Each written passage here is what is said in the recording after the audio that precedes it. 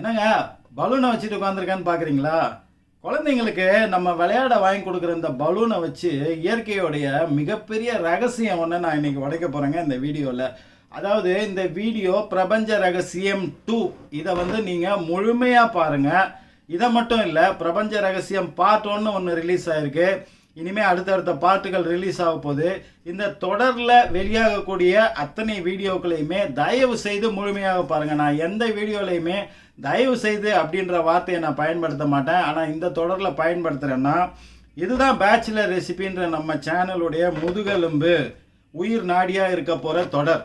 அதாவது என்னுடைய 20 ஆண்டு கால ஆய்வு உழைப்பு, அதாவது வெற்றிக்கான ரகசியம். அதாவதுங்க, ஒரு பாடத்திட்டம் இருக்கு, அதில் ஒரு மாணவன் ஸ்டேட் ஃபர்ஸ்ட் வரான், ஒரு மாணவன் ஆவரேஜ் மார்க் எடுக்கிறான், ஒரு மாணவன் ஃபெயில் ஆகுறான்.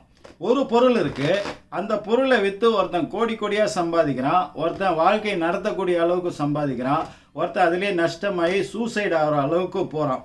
ஒரு பொருள், ஒரு உணவு, அது ஒருத்தருக்கு மருந்தாவது அவங்க ஆரோக்கியத்துக்கு பயன்படுது.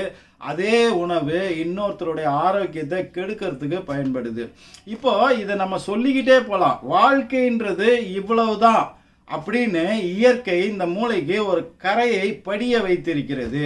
இப்போ அந்த வெற்றியாளர்கள்னு ஒரு கூட்டம் இருக்கு இல்லையா, அந்த இடம் ஒன்று இருக்கு இல்லையா, அந்த இடத்தை நோக்கி பயணிக்கிறது தான் வாழ்க்கை அப்படின்னு சுருக்கிட்டாங்க.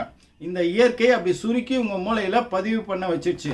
அப்போ அவன் இளைஞனாக இருந்தாலும் சரி, மாணவனாக இருந்தாலும் சரி, ஒரு பிஸ்னஸ் மேனாக இருந்தாலும் சரி, யாராக இருந்தாலுமே அந்த இலக்கை நோக்கி பயணிப்பது தான். இப்போ அந்த இலக்கை நோக்கி பயணிக்கிறதுக்கு என்னென்னலாம் பண்ணணும்னு கரையை நம்ம மைண்டில் ஏற்றிருக்காங்கன்னா, கடின உழைப்பு, ரொம்ப விடாமுயற்சி அப்படின்னு சொல்லி ஏகப்பட்ட அறிவுரைகள், தத்துவங்கள், அது இதெல்லாம் சொல்லி சொல்லி சொல்லி அதெல்லாம் முயற்சி பண்ணி ஒர்க் அவுட் ஆகலைன்னா, உங்களுக்கு நேரம் காலம் சரியாக அமையலை அப்படின்னு சொல்லி ஜோசியம், ஜாதகம், வாஸ்து, இந்த மாதிரியான விஷயங்கள் எல்லாம் சொல்லி சொல்லி அதை கரையாக மைண்டில் ஏற்றி அப்படியும் உங்களுக்கு ஒர்க் அவுட் ஆகலைன்னா, இதெல்லாம் பண்ணுறதுக்கு ஒரு அதிர்ஷ்டம்னு ஒன்று வேணும். என்ன தான் எண்ணெயை தடவிட்டு உருண்டா புரண்டாலும் ஒட்டுறது தான் ஒட்டும், எல்லாத்துக்கும் ஒரு அதிர்ஷ்டம். இப்படி காரணங்களை அடுக்கிக்கிட்டே போக வைக்குமே தவிர இயற்கை இதற்கான உண்மையான சொல்யூஷனை ஒழிச்சு வச்சிருக்கு. ஏன் அப்படி ஒழிச்சு வச்சிருக்கு அப்படின்னு கேட்டிங்கன்னா, நீங்கள் மற்ற பிராணிகளைப் போல், உயிரினங்களைப் போல், உயிரினம் சொல்லணும்னா நம்ம தாவரம், மரங்கள், பறவைகள், புழு பூச்சி எல்லாத்தோடையும் சேர்த்து இந்த மனித இனத்தையும் வச்சு இந்த பிரபஞ்சம், அதில் குறிப்பாக இந்த பூமி தனக்கான விஷயங்களை உறிஞ்சி எடுத்துக்கொள்கிறது, தங்களுக்கு பயன்படுத்தி கொள்கிறது. இப்போ மற்ற உயிரினத்தை பற்றி அதுக்கு கவலை இல்லை. மனுஷனுக்கு எக்ஸ்ட்ரா ஒரு 6ஆம் அறிவுன்னு ஒன்று இருக்குது.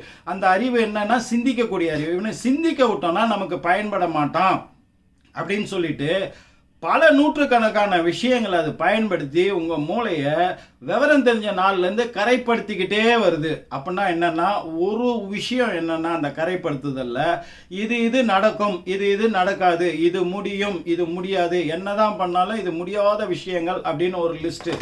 இதை நம்ம சின்ன வயசுலேருந்து நம்ம மூளைக்கு சொல்லி சொல்லி சொல்லி சொல்லி நிறைய விஷயங்களை நம்மளால் முடிஞ்சால் கூட முடியாது அப்படின்ற ஒரு எண்ணம் நமக்குள்ளே வந்துருச்சுனாலே அந்த விஷயத்தை நம்மளால் முடிக்க முடியாது. நான் ஒன்று சொல்கிறேங்க, எந்த பிரச்சனைக்கும் தீர்வு இல்லாத பிரச்சனையை இயற்கை உருவாக்குவது கிடையாது. எந்த ஒரு பிரச்சனைக்குமே எங்கேயோ ஒரு இடத்துல தீர்வு இருக்கும். நடக்க முடியாத பிரச்சனை, முடியாத விஷயம், இதை செய்ய முடியாது அப்படின்ற ஒரு விஷயம் உலகத்தில் எதுவுமே இல்லை அப்படின்றத நிரூபிக்கிறது தான் என்னுடைய ஆய்வு. அதை நான் எளிமைப்படுத்தி அதை நான் என் வாழ்க்கையில் பயன்படுத்தினது இல்லாத மற்றவங்களுக்கும் அதை பயன்படுத்த வச்சு அது வெற்றியை கண்கூட பார்த்ததுக்கப்புறம் தான் இந்த தொடரில் அதை பற்றி நான் சொல்லணும்னு இந்த தொடரை ஸ்டார்ட் பண்ணியிருக்கோம். இது இயற்கைக்கு பிடிக்காது. ஏன்னா மெஜாரிட்டி ஆஃப் மக்கள், அந்த 3 நிலைகள் நான் பிரபஞ்ச ரகசியம் 1 சொல்லியிருக்கேன். அந்த 3 நிலையில் 2ஆம் நிலையில் மனிதர்கள் பெரும்பான்மையானவர்களை 90% பேரை வைத்திருக்கத்தான் இயற்கை விரும்பும். அப்போதான் அவங்க அந்த இயற்கைக்கு பயன்படுவாங்க. ஆனால் சில சமயத்தில் அந்த 2ஆம் நிலையை விட்டு 1ஆம் நிலைக்கு மாறி போகக்கூடிய சூழ்நிலையை அது உருவாக்கும். அப்போ நம்மளை அன்கான்சியஸ் ஆக்கிடும் அப்படின்றதையும் சொல்லியிருந்தேன். இப்போ தூக்கத்தில் இருக்கும்போது நம்ம 1ஆம் நிலைக்கு போகிறோம். ஆனால் அந்த 1ஆம் நிலையில் இருக்கும்போது தான் நம்ம உடம்புக்கும் நம்மளுடைய வளர்ச்சிக்கும் வெற்றிக்குமான விஷயங்கள் நடக்கும்.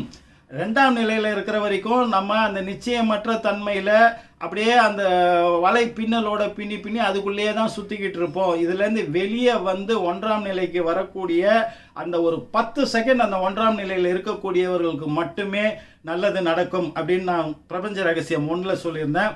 அதை பார்க்காதவங்க பாருங்கள். சரி, இப்போ நம்ம அந்த 2ஆம் நிலையிலேருந்து 1ஆம் நிலைக்கு போனால் தான் நடக்கும்னு சொல்கிறீங்க. அது ஒரு 10 செகண்ட் தான் அது போகிறதுக்கு அலோவ் பண்ணுன்னு சொல்கிறீங்க. அந்த நிலையில் நம்மளை சுயநினைவை இழக்க வச்சிரும். தூக்க நிலையில் இருக்கும்போது தான் நம்ம உடம்பை அது குணப்படுத்தும்.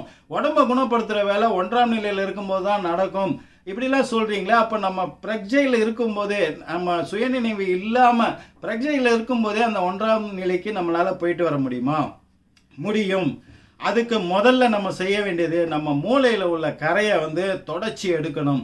அந்த மூளையில் உள்ள கரையை தொடச்சி எடுக்கிறதுக்கு அதோட அஸ்திவாரத்தை நம்ம உடச்சி எறியணும். அப்படின்னா என்னன்னா, நம்மளால் முடியாத ஒரு விஷயம் அப்படின்றது உலகத்தில் எதுவுமே இல்லை அப்படின்ற ஒரு விஷயத்தை உங்கள் மூளை நம்பணும். உங்கள் மூளை என்னைக்கு நம்ப ஆரம்பிக்குதோ அப்போ தான் அந்த கரை துடைக்கப்பட ஆரம்பிக்கும். வெற்றி உங்களை தேடி வர்றதுக்கான ஃபார்முலாவை அப்புறம் தான் நம்ம பயன்படுத்தணும். இப்போ நம்ம எல்லா தொடருடைய வீடியோலையும் ஆரம்பத்தில் ஒரு 2 நிமிஷம் அந்த மாதிரி ஒரு விஷயத்தை செஞ்சு காமிக்க போகிறோம்.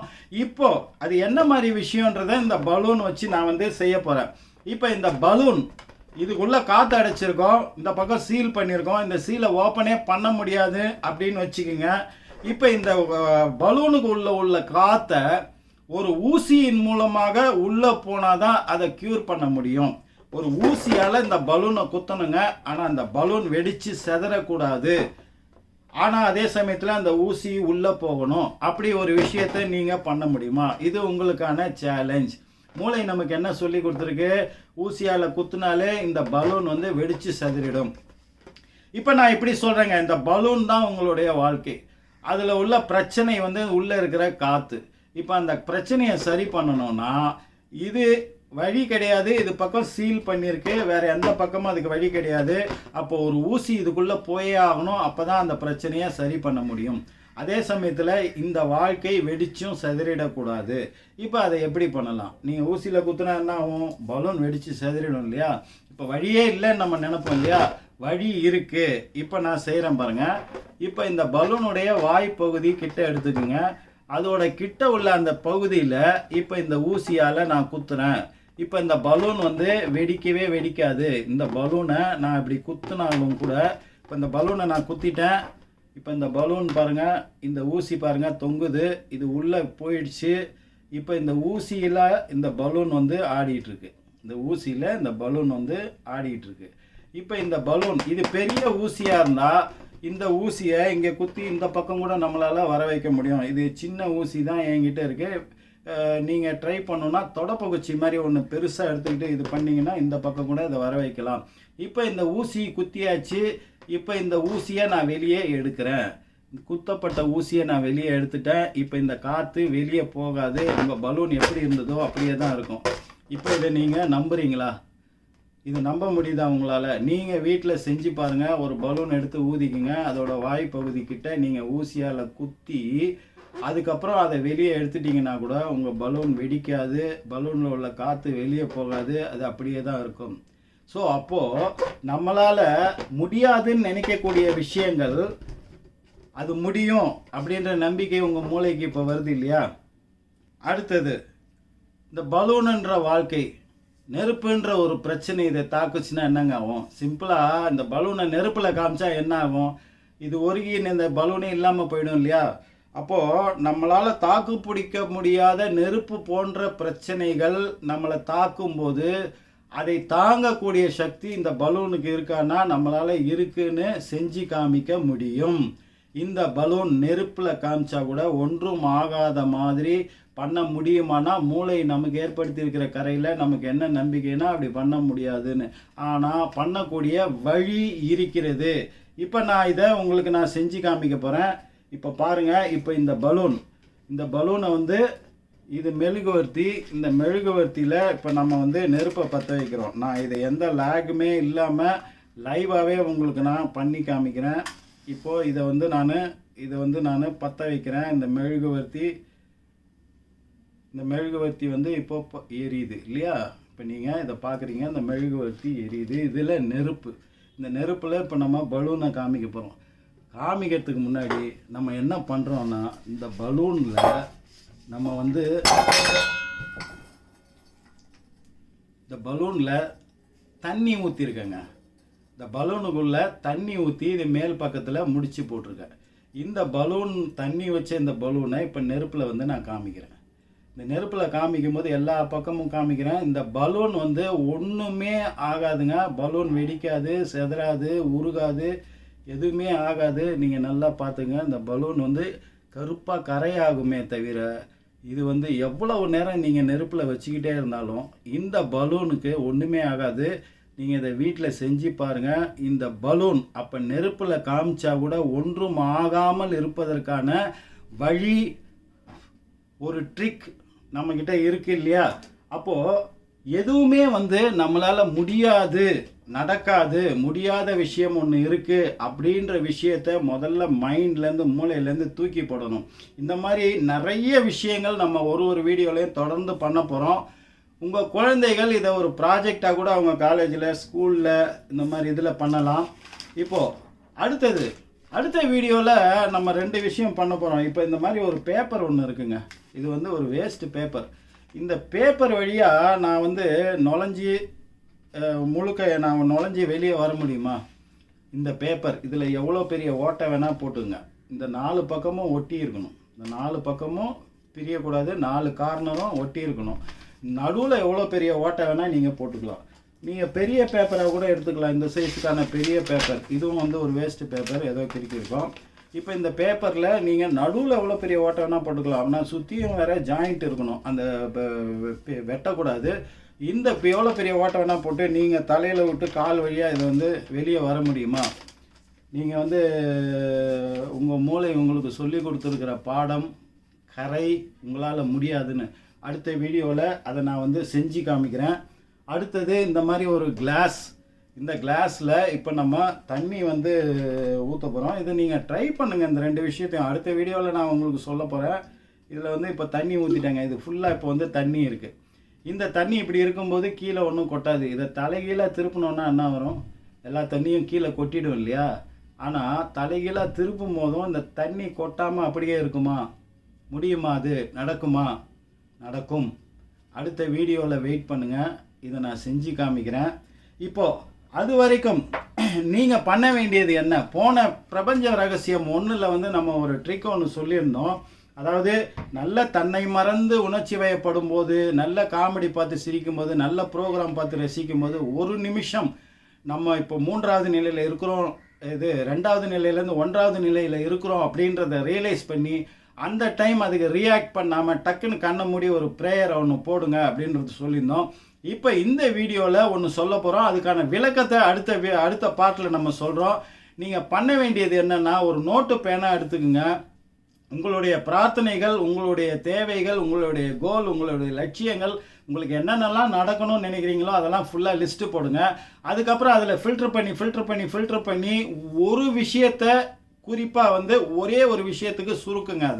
அதாவது பர்ஸ்பெக்டிவ் தியரி அப்படின்றது தான். பர்ஸ்பெக்டிவ்னா ஒன்றை நோக்கியே ஃபஸ்ட்டு எல்லாத்தையும் வந்து நம்ம இப்போ ப்ரேயரில் கேட்காம ஒரே ஒரு விஷயமாக அதை சுருக்குங்க. இப்போதைக்கு இம்மிடியேட்டாக உங்களுக்கு என்ன வேணும், என்ன நடக்கணும், மற்றதெல்லாம் மைண்ட்லேருந்து தூக்கி போட்டுருங்க. அந்த ஒரு விஷயத்தை மட்டும் திரும்ப உங்கள் மனசில் சொல்லுங்கள். நீங்கள் ப்ரேயர் பண்ணும்போது சொல்லுங்கள், நீங்கள் சமைக்கும்போது யோசிங்க. ஃப்ரீயாக இருக்கிற டைம் எப்பப்போ இருக்குதோ, எவ்வளோ முடியுமோ திருப்பி இது எனக்கு நடக்கணும், இது எனக்கு நடந்தே தீரணும், இது எனக்கு நடந்துடும் அப்படின்ற மாதிரி விதவிதமான கோணங்களில் அதையே திருப்பி சொல்லுங்கள். ஒரு விஷயந்தான் சொல்லணும், நிறைய பிரார்த்தனைகளை வைக்காதீங்க. அப்புறம் அந்த ஒரு விஷயத்தில் 100% சரண்டர் ஆகுங்க. 2வது நிலையிலேருந்து முதல் நிலைக்கு போகிறதுக்கு வெறும் 10 செகண்டு தாங்க டைம். இப்போ நீங்கள் மனமுறிய எந்த கடவுளை வேண்டுனாலும் சரி, அது ஒரு சமயத்தில் ஒரு 10 செகண்டு உங்கள் மூளை 2வது நிலையிலேருந்து முதல் நிலைக்கு போயிட்டு வரும். இப்போ அந்த நேரத்தில் நீங்கள் பெரிய லிஸ்ட்டு வச்சுருந்தீங்கன்னா எந்த விஷயமுமே அந்த டைம் மூளையால் லாக் பண்ணப்படாது. அப்போது வேஸ்ட்டாக போயிடும் அந்த 10 செகண்ட். அப்போ நீங்கள் ஒரு பிரார்த்தனையை மட்டும் திரும்ப சொல்லிக்கிட்டே இருப்பதன் மூலமாக எப்போவாவது அந்த 2வது நிலையிலேருந்து 1வது நிலைக்கு போயிட்டு வர அந்த 10 செகண்டில் அந்த பிரார்த்தனை லாக் ஆயிடுச்சுன்னா அது கண்டிப்பாக உங்களுக்கு நிறைவேறும். அதனால தான் 2 விஷயம் சொல்கிறோம். ஒரே ஒரு பிரார்த்தனையை ஒரு டைமில் வைங்க. பெரிய லிஸ்ட்டு படித்தா எதுவுமே உங்களுக்கு பலனளிக்காது. அந்த ஒரு விஷயத்தையும் 100% அர்ப்பணிப்போட நீங்கள் பிரார்த்திக்கணும். இதை பண்ணி பாருங்கள், கண்டிப்பாக உங்களுக்கு நடக்கும். 100% சரண்டர்னா என்ன, இது நமக்கு நடக்கும் அப்படின்ற நம்பிக்கையை 100% அதுக்கு கொடுக்கறது. ஏன்னா அதுக்காக தான் இப்போ நம்ம செஞ்சு காமிச்சோம். எதுவுமே நடக்க முடியாதுன்ற விஷயம் எதுவுமே உலகத்தில் கிடையாது. அதனால நீங்கள் வேணும்னு நினைக்கிற அந்த விஷயம் உங்களுக்கு நடக்கும் அப்படின்னு 100% நம்புறது, அதுக்கு பேர் தான் அர்ப்பணித்தல், சரண்டர். இது மற்ற விஷயங்களில் எப்படி அப்ளிகபிள் ஆகுது, இதுக்கு பின்னாடி என்ன சயின்ஸ் இருக்குன்றதெல்லாம் நான் அடுத்த பார்ட்டில் சொல்கிறேன். அடுத்த பார்ட் வீடியோ வர வரைக்கும் இப்போ நான் சொல்லியிருக்கிற இந்த பயிற்சியை பண்ணுங்கள். அப்புறம் மூளையிலேருந்து எதுவுமே முடியாது, நம்மளால் முடியாது, நம்மளால் பண்ண முடியாது, நடக்காது இது அப்படின்ற ஒரு விஷயத்தை மூளையிலேருந்து எடுத்து போட ட்ரை பண்ணுங்கள். இது நம்ம தொடர்ச்சியாக ஒரு வீடியோலையும் ஒரு விஷயம் உங்களுக்கு செஞ்சு காமிக்கும் போது ஒரு 5-6 பார்ட்டுக்கு அப்புறம் தானாக உங்கள் மூளை டியூன் ஆகிடும். இப்போ நம்ம கொஞ்சம் வளவலன்னு பேசுகிற மாதிரி இருக்கும், ஆனால் அதுக்கு பின்னாடி ஒரு டெக்னிக் இருக்குது.